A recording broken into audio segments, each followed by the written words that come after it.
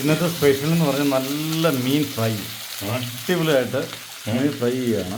അതാണ് ഇന്നത്തെ പരിപാടി. നമ്മുടെ റിസോർട്ടിലാണ് അടിപൊളിയായിട്ട് നല്ല മീൻ ഫ്രൈ